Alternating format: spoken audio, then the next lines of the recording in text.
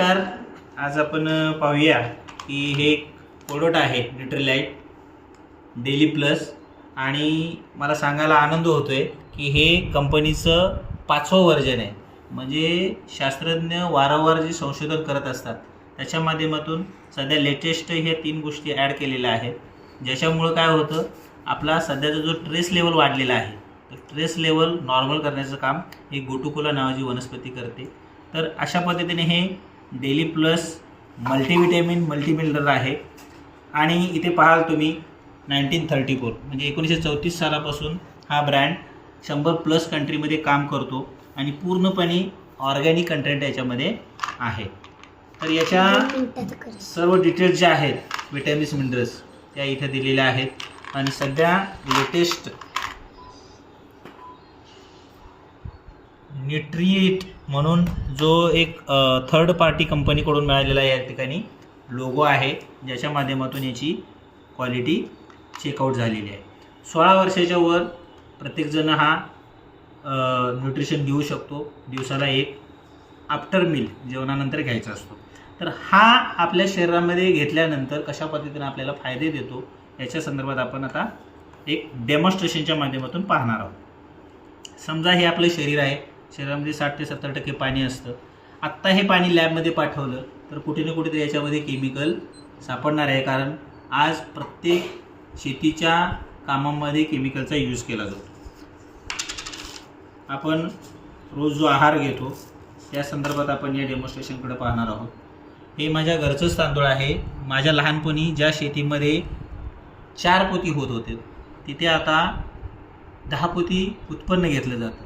Obviously उत्पन्न वाढलं, पण हे ॲक्च्युअल आहे का? आपण जे शेतीमध्ये खतं टाकतो, त्याच्यानंतर काही केमिकल्स टाकतो, त्याच्यामुळे ते उत्पन्न वाढलेलं आहे. आणि ते वाढलेले उत्पन्न म्हणजेच काय आहे? केमिकल आहे. बरं, आता हे समजलं म्हणून आपण खाणंपिणं सोडून द्यायचं का? ऑब्वियसली नाही. आपल्याला आहार तर हा घेणंच आहे. पण याच्यासोबत आपण न्यूट्रिशनचे जोड दिल्यानंतर आपल्याला काय मिळू शकतं?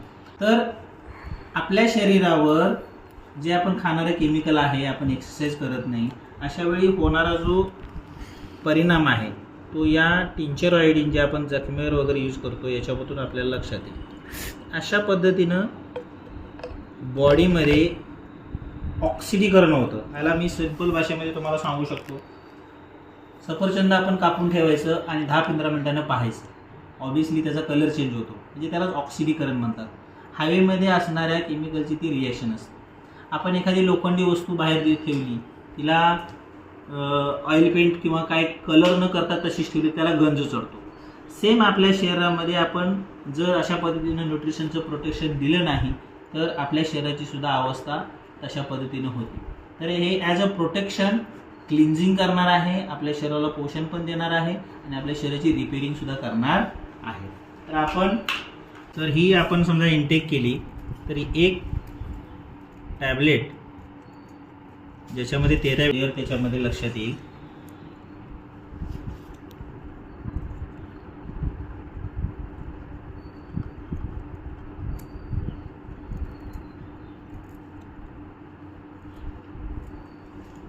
तर हे अशा पद्धतीनं आपल्या पूर्ण बॉडीला काय करतं.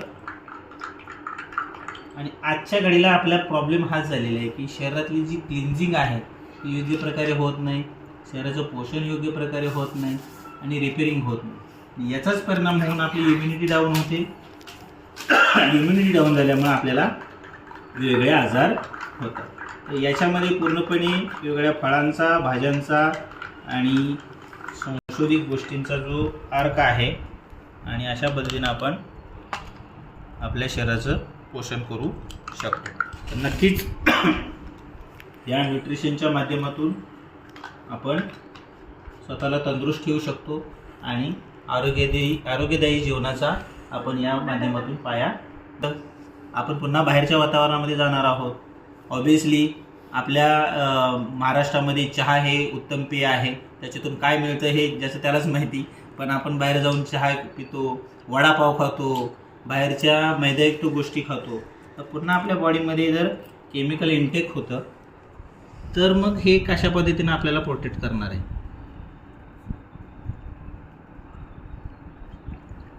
तर हे पुन्हा आपल्या शरीरामध्ये केमिकल गेलं, पण आपल्याकडे ऑलरेडी वॉचमन तिथे उभा आहे जो डेली मल्टीव्हिटॅमिनच्या माध्यमातून तिथं काम करतोय आणि कोणत्याही प्रकारे आपल्या शरीरामध्ये.